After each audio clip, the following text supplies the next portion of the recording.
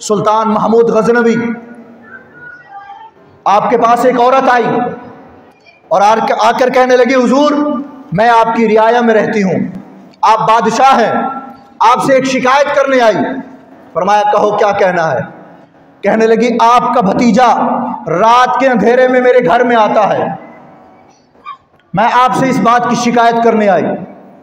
آپ نے فرمایا ٹھیک ہے۔ وہ عورت چلی گئی۔ آپ نے اتنا کہا ایک کام کرنا کہ جب وہ دوبارہ تمہارے گھر میں آئے نا تم آنا اور مجھے آ کر بتا دینا، اور کوئی کوڈ ورڈ دیا۔ فرمایا کہ تم آنا اور یہ جو میرے سپاہی کھڑے ہوں گے ان کو آ کر اتنا کہہ دینا جو میں آپ کو بتا رہا ہوں، یہ تمہیں میرے پاس آنے دیں گے، اور تم آ کر مجھے اتنا کہہ دینا کہ آج آپ کا بھتیجا دوبارہ میرے گھر میں آیا۔ وہ عورت چلی گئی۔ کچھ دن گزرے تو وہ اس کے گھر میں گیا نوجوان، تو یہ عورت محمود غزنوی کے پاس گئی۔ محمود غزنوی رات کو اٹھا، اب یہ باتیں غور سے سننی ہے آپ نے اور اپنے بچوں تک یہ باتیں منتقل کرنی ہے۔ یہ اٹھا اور تلوار لی اور اس عورت کے گھر گیا۔ جب گھر میں پہنچا تو کہا اماں اگر مہربانی کرو تو چراغ بند کر دو۔ کیا کرو؟ چراغ بجھا دیا گیا۔ محمود غزنوی کمرے میں جاتا ہے اور جا کر اس نوجوان کا سر قلم کر دیتا ہے۔ سر قلم کرنے کے بعد اس اماں سے کہتا ہے اماں چراغ جلا دیں۔ جیسے ہی چراغ جلتا ہے اس نوجوان کی لاش کو کہہ کر محمود غزنوی جب اس لاش کو دیکھتا ہے تو کہتا ہے الحمدللہ رب العالمین، الحمدللہ پڑھتا ہے، اور فوراً اس اماں سے کہتا ہے کہ مجھے ایک پانی کا گلاس دے دو۔ اس اماں نے پانی کا گلاس دیا، محمود غزنوی نے وہ پانی کا گلاس پیا۔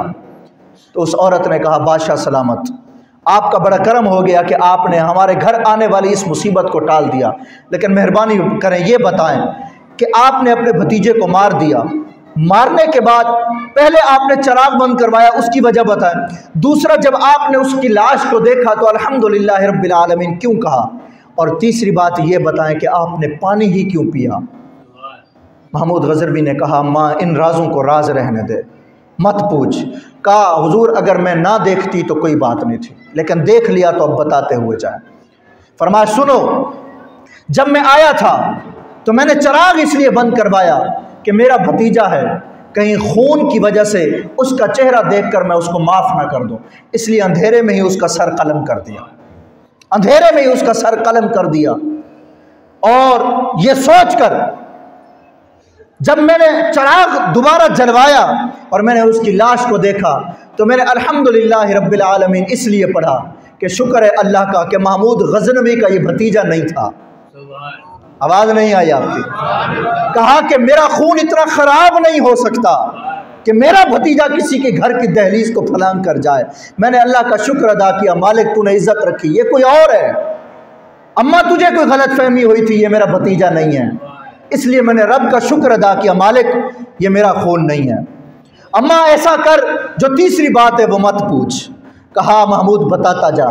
کہا اگر تیسری بات پوچھنی ہے تو پھر سنو، جس دن تم نے آ کے مجھے کہا تھا کہ میرے گھر میں تمہارا بھتیجا آتا ہے، رب کے خوف سے اس دن میں نے یہ نیت کی تھی کہ جب تک میں اس کو مار نہ دوں تب تک نہ میں پانی پیوں گا نہ میں کھانا کھاؤں گا۔ فرمایا آج جب میں نے اس کو کیفر کردار تک پہنچا دیا تو میرا اتنا تو حق بنتا تھا کہ میں پانی پیوں۔ یارو اگر پیغام دینا ہے اپنے